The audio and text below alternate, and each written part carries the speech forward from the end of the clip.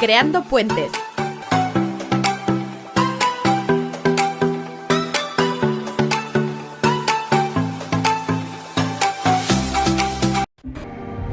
Mitos y leyendas. Hola, buenos días. Hoy por la mañana con Mitos y leyendas desde la Biblioteca Font de la Mina. En el club de lectura tenemos el Mitos y leyendas, la sección de Creando puentes. Hoy la leyenda se titula Las alas de Ícaro y con nosotros, como siempre, nuestro colaborador Javier López. Adelante, Javier, todo tuyo. Hola, buenos días y encantado de estar con vosotros. Todos sabemos que los mitos y las leyendas de alguna manera son como los refranes, como las palabras dichas, es decir, que se abastecen de largo tiempo que la gente al final dice cosas que suenan en su memoria. Uno de los mayores hacedores de leyendas en el mundo occidental es Grecia, es de donde proviene tantas cosas como la música, el derecho, la poesía, el teatro, etcétera, etcétera, muchas artes nacieron allí. Por lo tanto, abastece de muchas leyendas en hoy día, ¿no? Y hoy vamos a hablar, entre esas leyendas, está las alas de Ícaro, que era hijo de Dédalo, un arquitecto, porque digamos que la primera civilización, antes que la griega incluso, era la minoica, que surgió en la isla de Creta. Creta es Grecia también, pero es esta de hace ya más de 20 siglos, ¿no? Y era lo que se llamaba el mar Egeo al principio. De alguna manera vamos a unir dos leyendas hoy, la creación del mar Egeo y las alas de Ícaro. Había el que gobernaba Atenas, que se llamaba Egeo, que luego le dio nombre al mar, es un mar griego, tenía que pagar un tributo. Ya sabéis que los dioses y los humanos en el mundo griego pues se confundían. A veces los dioses eran bastante puñeteros, y se portaban mal, eran caprichosos, en fin.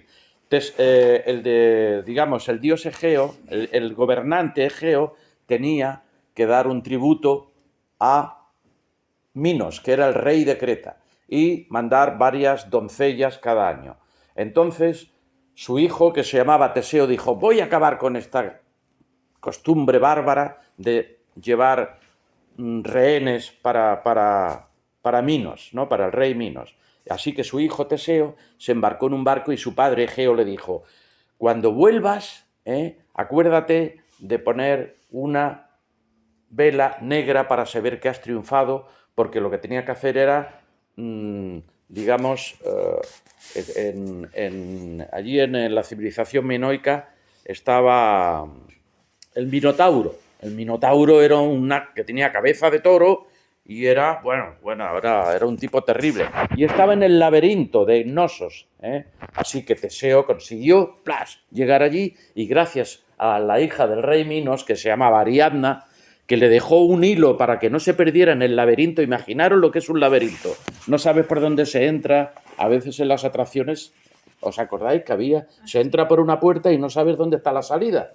Bueno, pues ¿qué hizo Ariadna? Le dejó un hilo de esos que se utilizaban, un hilo de lana. No lo pierdas nunca. Y entonces sabía siempre por dónde estaba. Y le ayudó a vencer al Minotauro, que era un tipo terrible, que allí un monstruo que había. Bueno, ¿quién diseñó el Minotauro? El Minotauro lo diseñó un arquitecto que se llamaba Dédalo, que también a su vez, ¿qué significa un dédalo? Hemos heredado de los griegos. Un dédalo es un sitio de que te pierdes, un dédalo de calles.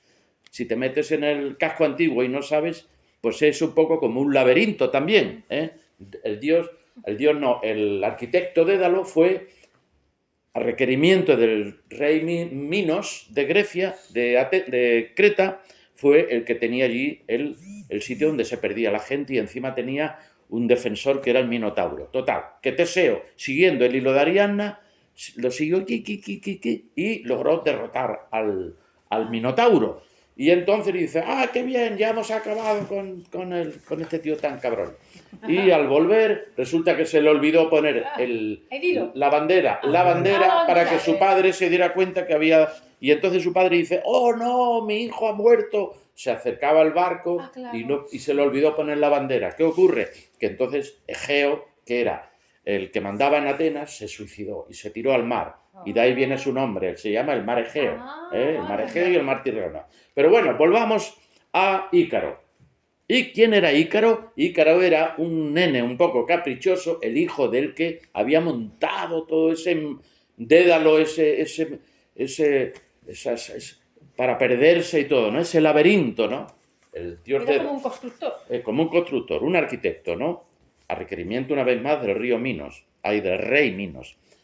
Y entonces, ¿qué ocurre? Que Dédalo dijo, esto es monstruoso, he fabricado un monstruo, porque el Minotauro también fue obra un poco suya, ¿no? Dice, esto no puede ser, esto es algo que es una cosa muy jodida, así que nos vamos a escapar de aquí. ¿Y cómo nos escapamos? Pues entonces se pegaron las plumas de pato que había, pum, pum, pum, se pegaron las plumas con cera. Se lo pusieron todo el cuerpo. Dédalo y su hijo, Ícaro, se pusieron todo de plumas de ave, pero pegadas con cera. Entonces, ¿qué ocurre? Que la cera, pues claro, con el calor se derrite. ¿Qué hizo? Y le advirtió su padre, Ícaro, no te eleves mucho hacia arriba porque te acercarás al sol y el sol te quemará y entonces todas las plumas se caerán porque se derretirá la cera. Y tampoco te acerques al mar porque entonces se mojarán las plumas y no podrás volar. Pero ya sabemos cómo son los adolescentes, que no hacía mucho caso a nadie y que hacía lo que le daba la gana.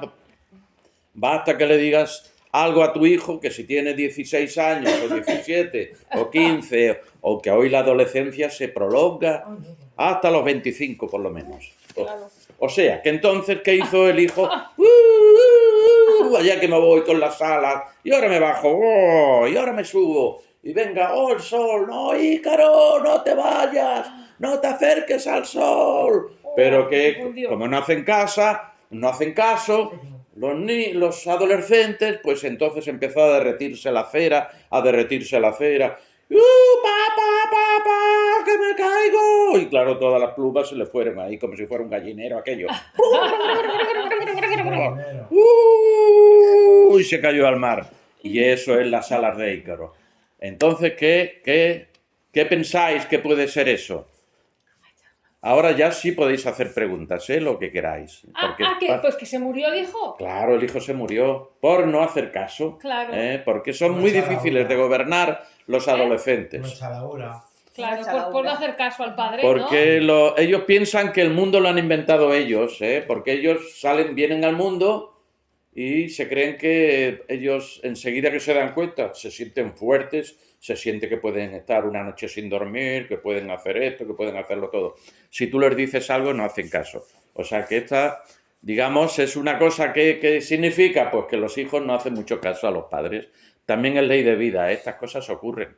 Todos hemos sido, lo que dicen los adultos, nosotros no lo hacemos caso. Todos hemos sido jóvenes y cuando hemos sido jóvenes, pues no hacíamos mucho caso, ¿a que no? No, claro. Bueno, pues, la inconsciencia te hace más valiente. Exacto. Sí. Y por eso son inconscientes, más que valientes son inconscientes. Porque los héroes tienen esta cosa, que a veces hacen cosas muy estupendas, pero para eso se requiere inconsciencia. ¿Cuándo se es más inconsciente? Cuando somos muy jóvenes.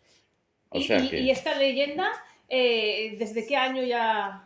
Esto ocurrió la primera, Grecia, digamos, es el del siglo V antes de Cristo, cuando está en plena sazón, estaba Platón, Aristóteles, en fin, todos los grandes pensadores y sobre todo Pericles.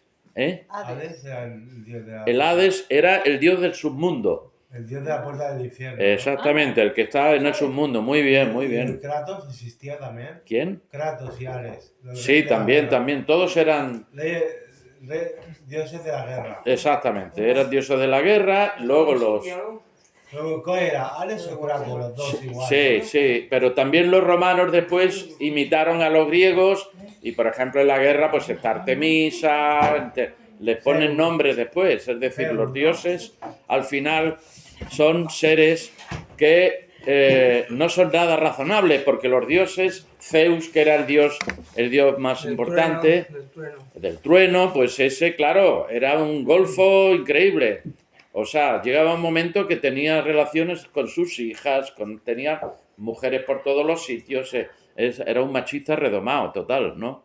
Entonces, claro, no era muy ejemplarizante, que digamos, porque era impulsivo y era, bueno. Pero ¿qué ocurre? ¿Qué nos dice esto? Que en realidad los dioses son una proyección de los humanos. Somos humanos. Claro, Como herramienta de Dios. los humanos proyectamos y entonces decimos Dios y monta una paraeta, da igual, cualquier religión, no pasa nada. Y en sí, pues es una... Semidioses. Sí, lo estaban... En el mundo, digamos, de los griegos estaban los dioses, semidioses, titanes... Sí. ¿Los titanes qué eran? Los titanes son, digamos, los que se enfrentaron a los dioses. Y sí, por ejemplo, Hércules era un titán, ¿no? Ah, pero era humano. Bueno, no era humano. Tenía era como el poder, ¿no? un poder sobrehumano, pero no era un dios. Es decir, él no decidía. Los dioses son caprichosos. Pero ¿qué nos indica esto? Que en realidad los dioses son una proyección en la que nos escondemos los humanos para proyectar. Si yo mando, que soy un humano, digo, es que la Virgen del Rocío ha venido a decirme que aquí haga una ermita, ¿no? Hablando, por ejemplo, de una cosa actual. Y entonces la gente dice, ¡oh, la Virgen del Rocío! Hay mucha gente que dice, qué bien, porque aquí vamos a hacer ahora, pues, vamos a hacer un monasterio y vendrá la gente y tal y que cual. O, por ejemplo, pues, antiguamente los iraníes, antes de ser musulmanes, tenía el dios del bien y el dios del mal, que eso es muy fácil de entender. ¿Qué es lo que hay? Todas las personas también somos un poco así. Como el yin-yang, ¿no? Normalmente procuramos ser buena gente, pero a veces hacemos cosas que están muy mal. Claro, los humanos también ¿quién hacemos decide? cosas que no están bien. Ahí hay una cuestión. ¿Quién decide lo que está bien y lo que está mal? Exactamente. Por eso hay que hacer las leyes, para que cada uno no haga lo que le da la gana, sino que hay que ajustarse. Intentamos regularlo con leyes, pero las leyes a su vez tienen la interpretación, que se llama. Es decir, cada uno interpreta. Un juez es como el representante de Dios en la tierra, y hay jueces que toman unas decisiones avalándome en el artículo 17b, no sé qué tal, pero eso, si hay otro juez, pensaría de otra manera, porque al final todos los humanos tenemos ideología. Pensamos ahora de esta manera, depende de la educación que yo haya tenido, depende de la experiencia, la vida, como, claro.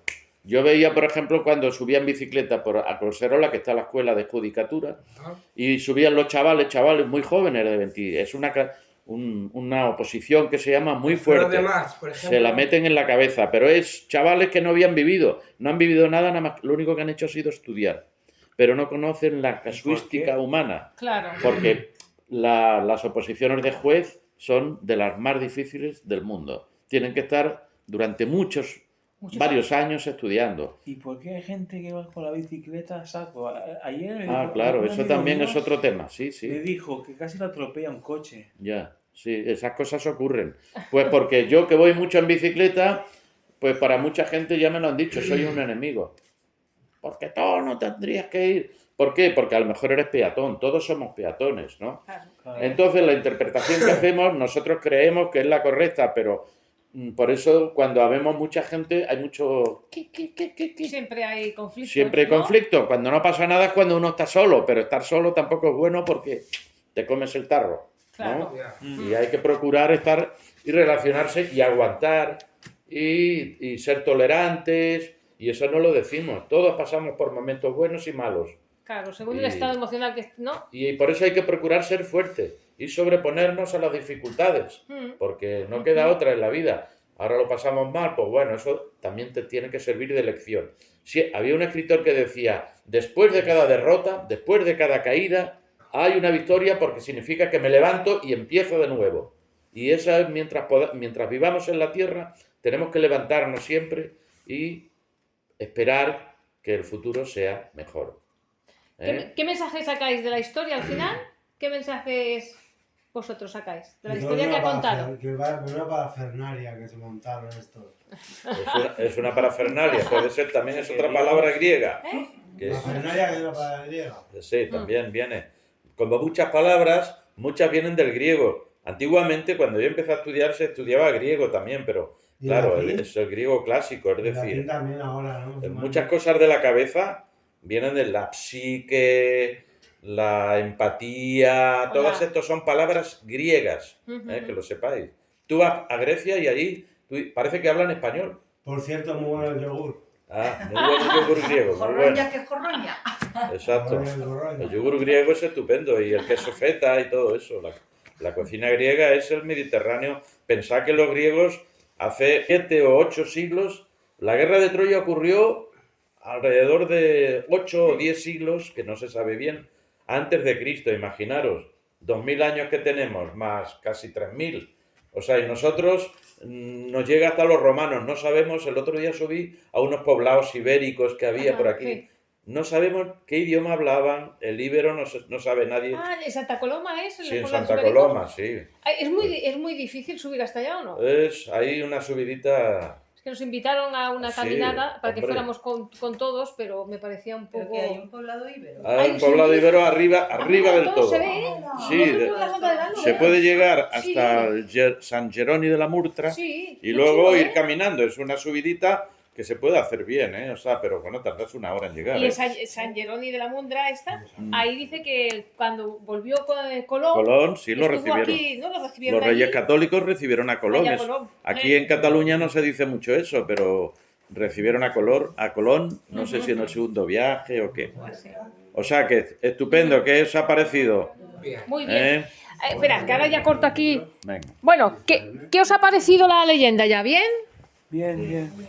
Muy bien, sí. Los humanos, somos... Muy explicada, muy concreta. Pues Sí. ven, di algo. Aitor nos Venga, va a decir qué le ha Aitor. parecido la leyenda. para Fernández. Este señor se ha explicado muy bien y bueno, parece que lo haya vivido incluso, porque lo ha contado con muchos detalles y se le ve un hombre pues que de la vida que ha leído mucho, que ha estudiado mucho, que es escritor, ya lo sabemos que es escritor, y es un gran escritor y me gustaría que me firmase un libro suyo cuando lo compre. Muy bien, pues encantado. Exacto. Una pregunta. ¿Te has atrevido con todos los géneros para escribir o no? Todos los géneros, sí. ¿Cuál te Todos, falta? menos el teatro. Teatro no. No me siento con fuerza. ¿No? Pero la poesía, la novela, el ensayo, el cuento, todos esos me he atrevido con ellos. o Pues sea. aquí tenemos a la María José, que ella también escribe teatro, ¿eh? Ah, ¿No? y tanto, la María José ya me lo dijo. Cuentos. Ya me lo dijo ella, que escribía teatro y escribe cuentos y todo. Y así. O sea, que estupendo, María José. Te animo a seguir por ahí, porque eso es como si vivieras otra vez. Cuando escribes, recreas y, bueno, eso es muy bonito. O sea, una Estupendo. cosa. Me ha encantado la leyenda. De acuerdo. Hasta la semana que viene. Hasta la semana que viene, desde Creando Puentes. Chao, bacalao. Hala. Estupendo. Muy bien.